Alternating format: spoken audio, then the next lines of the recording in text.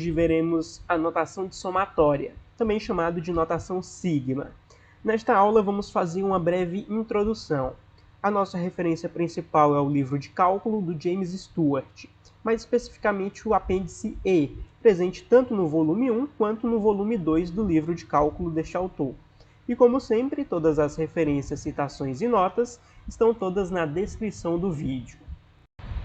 Utilizamos a letra grega sigma maiúscula para representar a somatória. É a notação da somatória ou notação sigma. O izinho igual a m embaixo da letra grega é o índice inicial ou limite inferior, e ele indica em qual valor deve começar a sequência a ser somada. No caso, essa sequência vai começar com índice igual a m, por isso i é igual a m. Já o n acima da letra grega é o chamado índice final ou limite superior, e nos mostra até onde a sequência vai. Ou seja, essa sequência em questão vai até i igual a n, quando o índice se igualar a n. O AI, depois da letra grega, é a fórmula matemática, onde iremos substituir o i por cada número contido na sequência, que vai de izinho igual a m até izinho igual a n.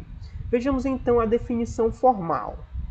Definição: se am, an mais 1 e assim por diante até an forem números reais, os números pertencentes ao conjunto dos números reais, né?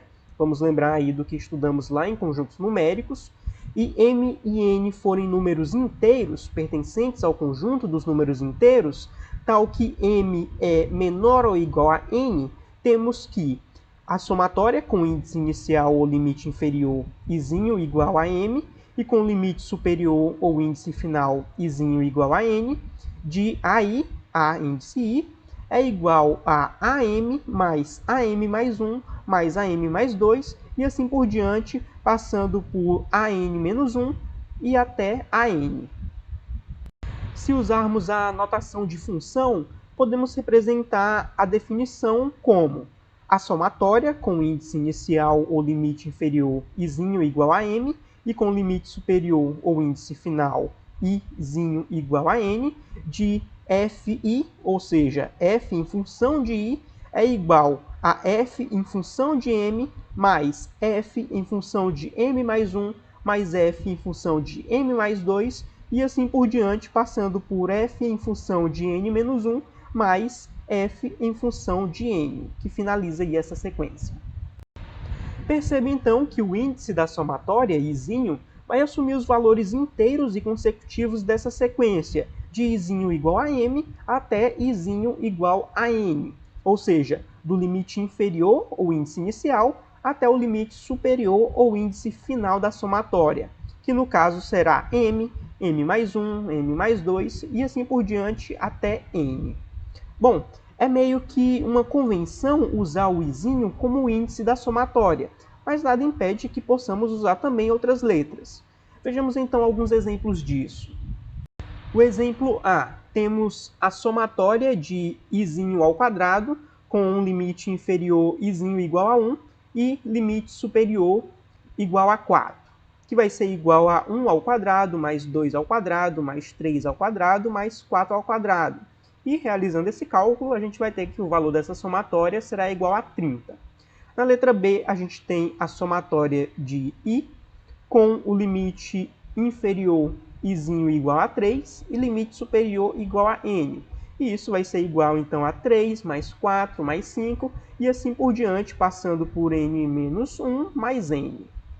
Na letra C, a gente tem o somatório de 2 elevado ao índice j, né?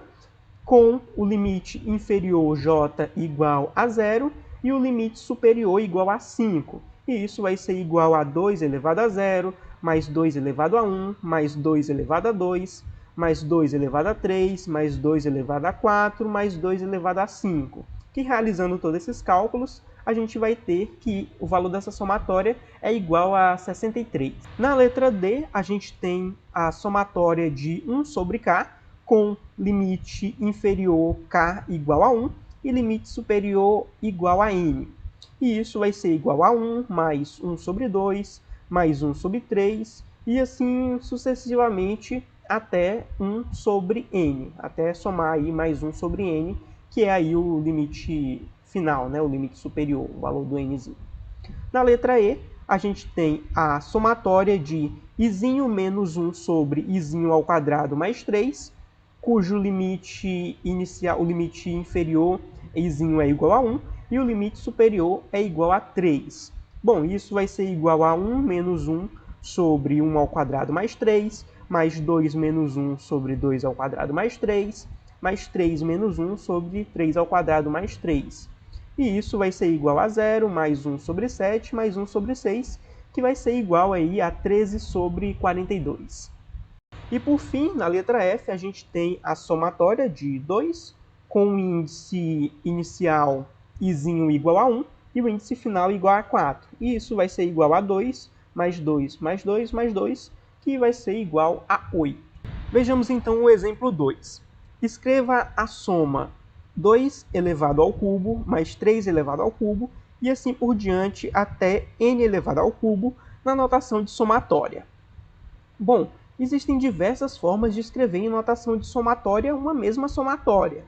Vejamos algumas formas de escrever essa somatória do nosso exemplo 2. Primeiro, 2 elevado ao cubo mais 3 elevado ao cubo e assim sucessivamente até n elevado ao cubo pode ser escrito como a somatória de i elevado ao cubo com o limite inferior ou índice inicial izinho igual a 2 e o limite superior igual a n.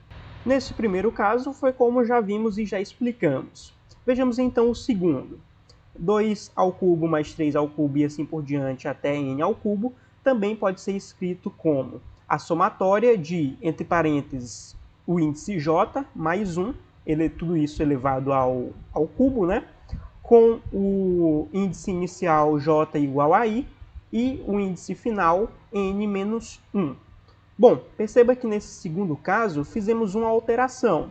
Subtraímos 1 tanto no limite inferior quanto no limite superior da somatória. E para compensar isso, somamos 1 na fórmula matemática.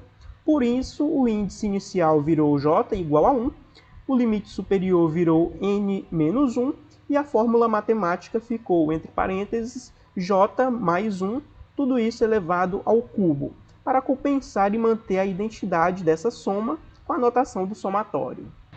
E outra forma de representar 2 ao cubo mais 3 ao cubo e assim sucessivamente até n ao cubo é igual à somatória de, entre parênteses, k mais 2, tudo isso elevado ao cubo, com o limite inferior k igual a 0 e o limite superior n menos 2.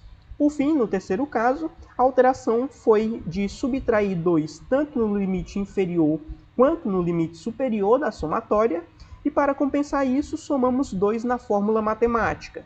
Assim, o índice inicial virou k igual a 0, o limite superior virou n menos 2, e a fórmula matemática ficou, entre parênteses, k mais 2 elevado ao cubo, para compensar e manter a identidade dessa soma com a notação do somatório.